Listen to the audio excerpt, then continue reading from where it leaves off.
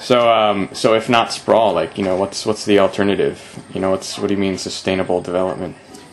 Sustainable development means a lot of things to different people, but there's one fundamental concept there, and that is that you design your city in such a way that it's not going to be a burden to you in the future.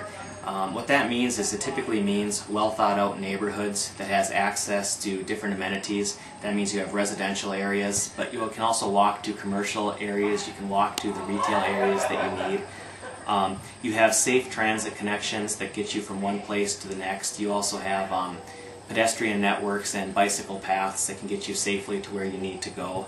And the reality is as we inevitably increase the density of our development, we need to do it in a attractive way such that people actually want to live there. As energy prices continue to skyrocket, things like building energy efficient buildings, and I'm a particularly strong believer in something known as the LEED standard, which is kind of the gold standard for building green buildings.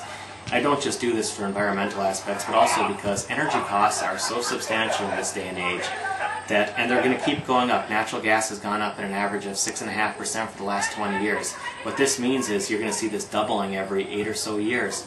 That's enormous. That's an enormous burden on our community, and we need to realize that the upfront costs of making buildings more energy efficient, neighborhoods more energy efficient, more transit friendly, more bicycle and walking friendly.